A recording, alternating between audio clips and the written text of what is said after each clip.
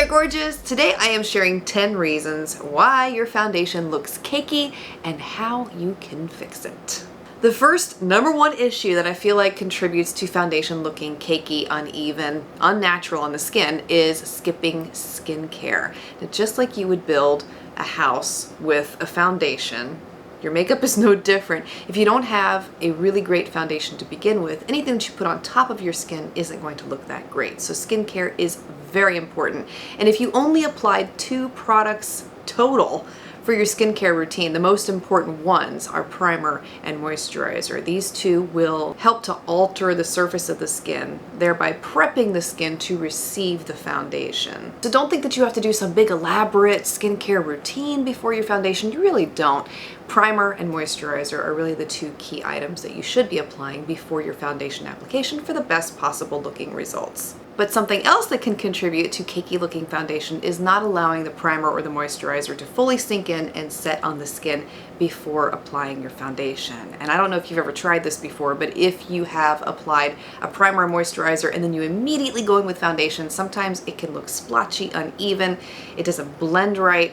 It doesn't happen all the time, but I've had it happen plenty of times, and I've learned to give it time to sink and set in the skin. And so what I usually will do is I'll apply my primer moisturizer to my face first, take time to do my eyes, and then by the time I've finished my eyes, that's enough time for the primer and the moisturizer to sink into the skin so that you can apply the foundation over the top, and then you do get beautiful results. I want to take a minute and talk about dry skin, because I feel like dry skin is the one complexion type that contributes most to foundation looking cakey. And so dry skin usually needs a little bit more attention in order to avoid that cakiness from foundation. And something that you can do is to apply a water-based moisturizer to your skin first, and then follow it up with a thicker, richer, creamier moisturizer on top. And usually these thicker creams will help to plump the skin. The one that I really love to use over the top of water-based formulas is the one from Grown Alchemist, and it's their Hydro Repair Day Cream. This is a thicker cream. It adds a beautiful luminous glow on the skin, and it's excellent for dry skin. It's one of my absolute favorites. If you find that you still have issues with cakiness, even with doing 2 different moisturizers layered on top of each other, something else that you can do is add a few drops of your moisturizer in with your foundation and then apply it onto your skin. And it's usually best to use either creams or liquids for this method of application. And usually those 2 mediums do help to eliminate some of the cakiness and make the foundation look much more natural on the skin too. The other thing that is really important to do that I feel like a lot of us neglect is exfoliation. So important, because your face gets dead skin cells, and over time those build up, and it definitely does affect how the foundation looks over the top of your face. And I have noticed that myself. If I don't take time to exfoliate, my foundation looks a lot more rough, and I have a lot of texture issues with my skin. So I use a very gentle scrub on my face. This is the one that I use. I love this stuff. It's very gentle. It doesn't feel like sandpaper on the skin.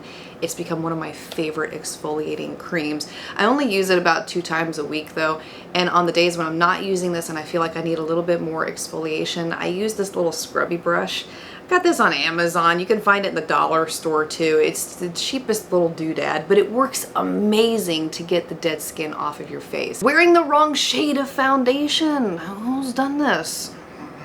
Totally, totally. I have so many videos in the past I could show you where my foundation was dark. Woo! Because it's hard. It's hard to find a shade match. But the great thing is a lot of these cosmetic companies have recently revamped a lot of their lines of foundation and started focusing more on the undertones.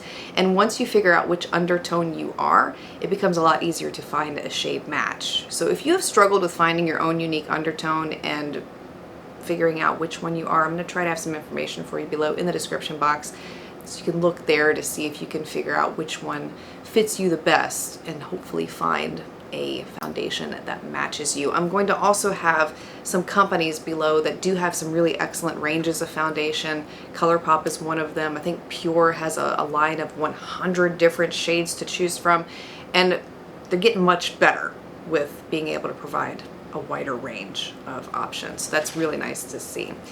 The other thing that you want to pay attention to is the formula. If you're using a formula that is too thick, it can look really cakey on the skin. And a lot of these fuller coverage foundations tend to have a thicker formula.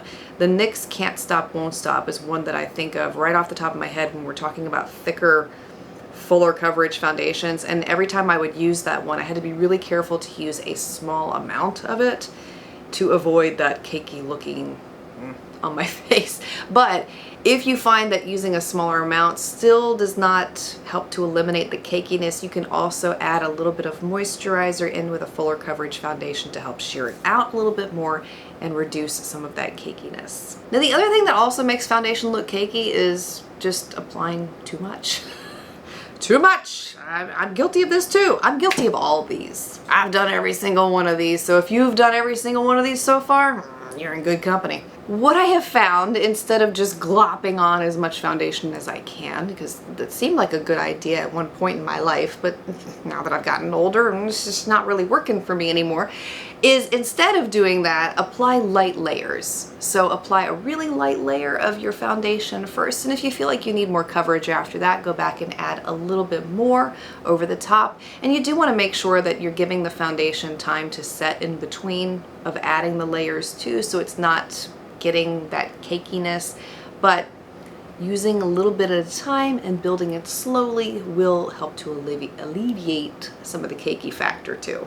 The other tip I have for you is to find a foundation that fits your lifestyle. So think about who you are, think about where you live. I feel like those are the two most important things when it comes to selecting foundation, or any makeup for that matter, for your face. If you're living in hot, humid Florida, like me, you're gonna want something that can withstand the heat and humidity. If you're living up north, where it's a little colder and you're not having to worry about heat and humidity, then you can get away with more luminous foundations and things like that, where you're not having to worry about them sliding off of your face.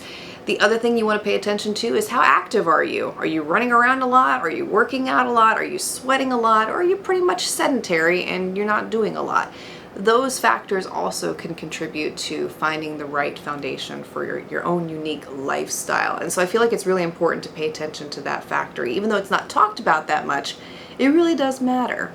The last tip I have to share with you is not setting your foundation. So foundation can look cakey if it's not set properly. And I would highly recommend using a very finely milled powder. In my experience, that's one of the best things that you can use for setting your foundation.